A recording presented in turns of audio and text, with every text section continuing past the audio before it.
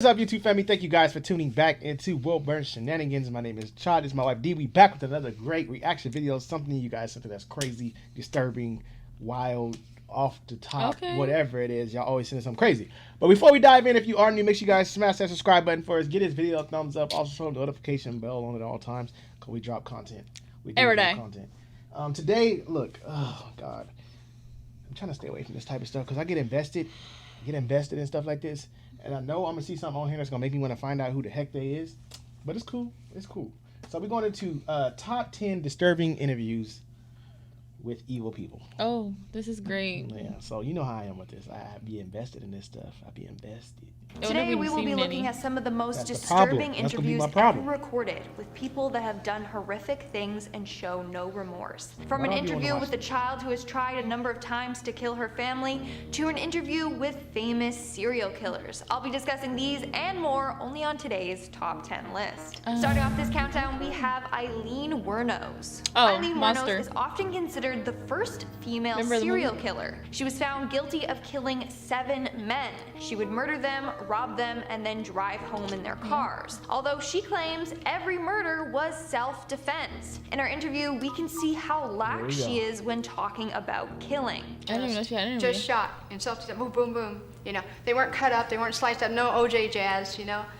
And he said, I did the most horrendous crime in the whole wide world. Death and murder literally doesn't faze her at all. In fact, she claims that what she did wasn't even bad. Yeah, she tries to justify her actions by saying she just shot them, as if that's not a big deal. But you've been convicted of killing 7 men. Everybody's looking at the number. Does that not, you killed 7 men, 7 strangers, does that not make you a serial killer? So I didn't kill them every day, did I? Again, she's acting like her killing 7 men isn't a big deal. That like, her oh, it's just so 7 men. People have justifying done worse. the heck out of her killing. Crazy. Moving on to number 9, I know her story, but I never seen the that Night Stalker. Like, Richard Ramirez, otherwise known as the Night Stalker, was an American serial killer and robber who killed 13 to 16 plus individuals. At his trials, the judge stated that he never showed any remorse for these doings. I think the creepiest part about his interview is when he admits to being evil. Do you admit to being evil, Richard? We are all evil in some form or another, are we not? Yes, I am evil. Not 100%, but I am evil. And we see him try to justify his killings by saying the government does worse things to people than what he has done. Serial killers do on a small scale what governments do on a large one. They are a product of the times, and these are bloodthirsty times. Even psychopaths have emotions if you dig deep enough, but then again, maybe they don't. In our 8th spot, we have Edward Edwards. Edward Wayne Edwards, otherwise known as the Hookman or the Man with the Hook, was an American con artist turned serial killer. In fact, when he committed his long list of crimes, he never wore a mask because he wanted to be famous. In 2010, he did an interview and confessed to all his crimes. Again, it makes me so uncomfortable listening to how killers took someone's life.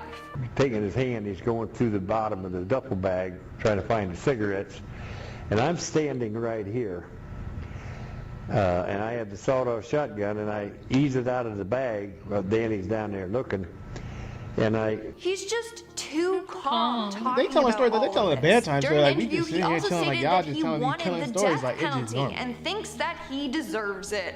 I want the death penalty. You don't want us to be in prison for a long time on everything else that's going on. Right, I'm not a healthy man. In our 7th spot, we have Paris Bennett. During an interview with Piers Morgan, Paris Bennett, who at 13 years of age killed his young sister, admits that he did this as a way to punish his mother. Specifically in the end, to cause your mother maximum pain.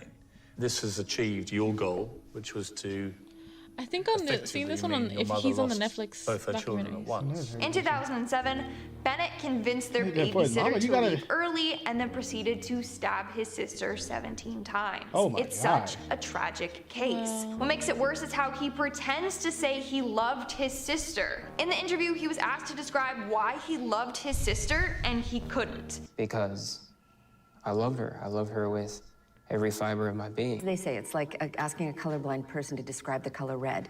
They can't do it. He can't describe love because he can't feel it. Exactly like she said, it's because Paris is incapable of feeling emotions. No guilt, no love, nothing. Moving on to number 6, we have Angela Simpson. Right. You murdered this man. Yes. I don't know this one. Of course. This is an interview with killer Angela Simpson. She was arrested after torturing and killing a man in a wheelchair for snitching. During this interview, she tells exactly what happened, how she did it, and why. The scariest part is how forward she is about this all. She looked forward. She doesn't care that she's going to prison or that she killed someone. What was the reason? You're not here to pretend to be remorseful. Of course not. Why would I do that? Are you remorseful? Not at all. She's not remorseful. What did he snitch about, though? But what does he snitch about? So you saying what? Like, it's gonna justify why she killed the man? Walked him down the street. I don't know why the media acts like the motherfucker couldn't walk. He walked very well.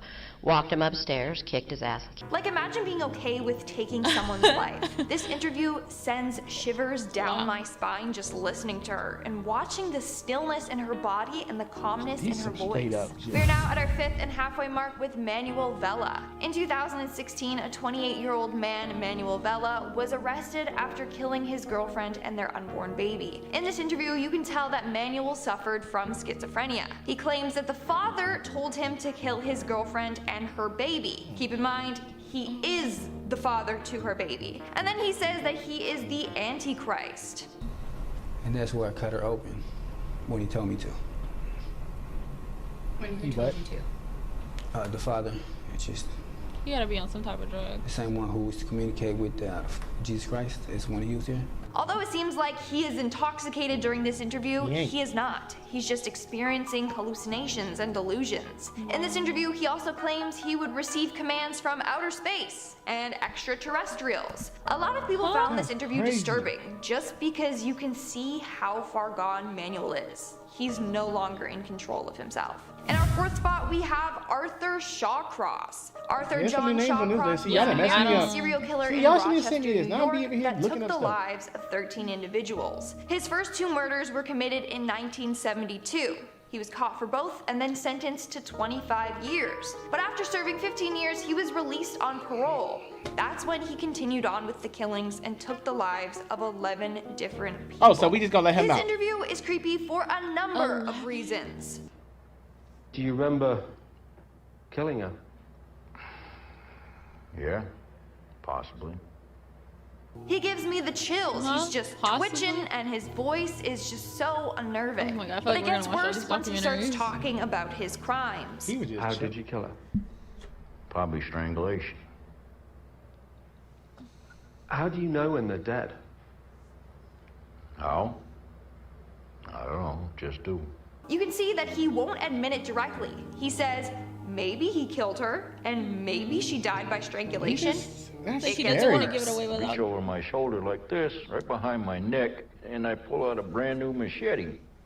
When she backed out and I come up behind her. He's just a ruthless killer. In our 3rd spot, we have Ted Bundy. Ted Bundy was an infamous serial killer who was responsible for murdering 30 women.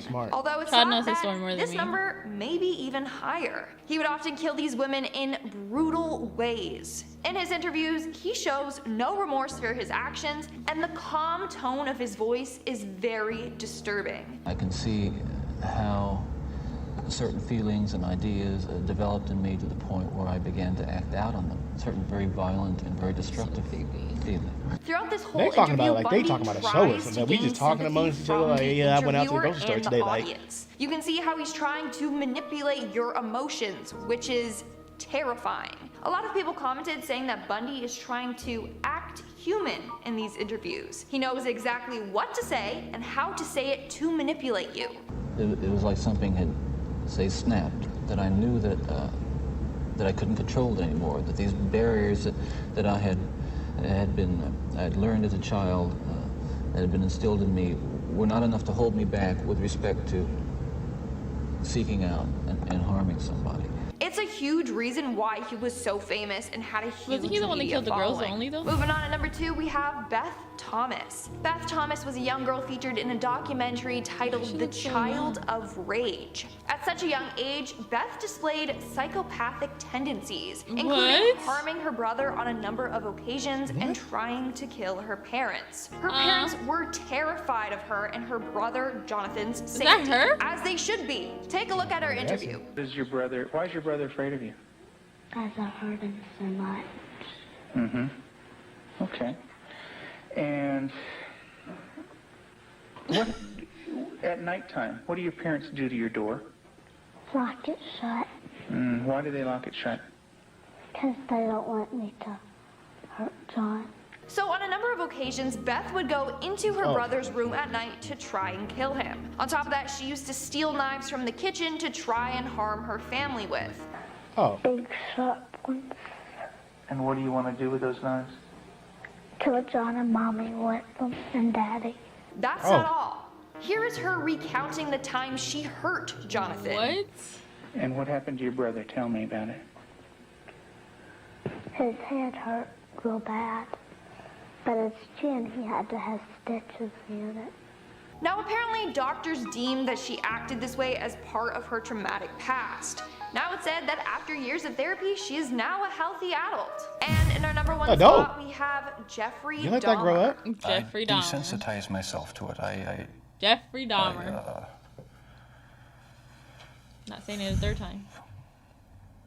I don't know. I went to great lengths. Between 1878 to 1991, American serial killer Jeffrey Dahmer murdered and dismembered 17 men and boys. He would pack the victims' body parts into plastic bags and bury them behind his parents' home. He would also take disturbing photographs of his deceased victims and keep certain body parts as souvenirs. He also had tendencies to eat the victims. This gave him the name the Milwaukee Cannibal or the Milwaukee Monster. I didn't even know he had a name. Upon searching his home, police found albums full of pictures of body parts, and his place was filled with human remains. Before his death, Jeffrey had an interview with Inside Edition and other news channels. In these interviews, he shares gory details about the men he killed and why he did it. One time I brought this young man back to the hotel room, the Ambassador Hotel. Was just planning on drugging him and spending the night with him. Had no intention of hurting him. What's creepy is how calm he is talking about all this. Like, he's murdered so many people and shows no remorse. I think that's why just they're like all the calm, other serial though. killers on this list. I was handcuffed, and it was just the realization that there was no point in trying to hide my actions anymore. Hearing him say that he kept the dead with him as long as possible makes me sick. When police raided his house, they found heads were in the fridge and freezer. 2 skulls were on display in the house, and they found a 57-gallon drum filled with decomposing bodies in his room. All right, guys, that was a pretty creepy video, so let's move right along to our comment shout-out portion, That's crazy. I feel like, in a sense, like when she's like, oh, they're so calm, I think it's because they've come to terms to know what they did. Like, I feel like, in my opinion, like, and you can disagree to agree, but I just feel like, at what point, what do they need to show remorse for? They know what they did. They ain't got no remorse. And not even that, but I feel like the interviews are happening so long, like 15 years later, 10 years later, 5 years, whatever, that they're like just in a sense telling the story like in a library. A lot of them are already like that. They don't even need to be 10 or 15 years down the line. They just, even when they killed somebody, they could tell you like they was calm and yeah, I don't understand. Like, I think she's expecting them to like have some type of remorse, which yes, I agree, but they're not. They don't. A lot of them don't have feel feelings. like of course, if they can kill people at the extent they kill people at, there is no remorse to be shown. And you see the interviews, look at them, they're like, "You talking to me like this ain't normal?" Yeah. Because a lot of them. I knew the first one, Monster. If you haven't seen it, it's actually crazy how well the actor or actress resembles her. Like, they did such a great job when it came to like making them look like her. And I didn't. I knew Dahmer. I knew the first one. I think I knew like 4 out of the 10. I thought I was gonna come here in 10 out of 10. I want to see. No, I knew Dahmer. You knew Ted Bundy. The Night Stalker dude, Ted Bundy. And the first one. I thought I was gonna know way more than that. Yeah, I want to. And it sounds bad, but I want to see The big dude. His looks crazy. I do gotta go finish Wayne Gacy. I think that's his name. The clown. I haven't started that, but I started heard it, but I gotta restart it because I watched like one episode, and then I was watching it like on a version going to sleep at night, so like I never like engaged really. So after watching Jeffrey Dahmer crazy, and people's like, you gotta watch Wayne Gacy. Yeah, because wasn't he in Jeffrey Dahmer's? Yeah. Yeah. So everybody was. So telling I gotta go us. watch that one. As bad as I'm like, but I wouldn't say, because some of that stuff be too disturbing. Like I wouldn't say, I don't even want to use the term like because it sounds horrible. But I'll watch stuff like that. But some of that stuff be like, man, I don't even know why I even. I don't understand how, in a sense, women, and probably men, I don't know, but women fantasize about them. Like the fan mail and girls. Because there's other sick people out there in the world. Like they used to like send fan mail to Jeffrey Dahmer. Like women used to think Ted Bundy was cute. They forget what he's doing, but he's cute. Like what is wrong with y'all? You be chopped up next. Oh my gosh. Okay. But thank y'all for listening to another disturbing video that I just had to send on this lovely day. Thank you guys. I've been needing this in my life. I've been watching enough of this on TV.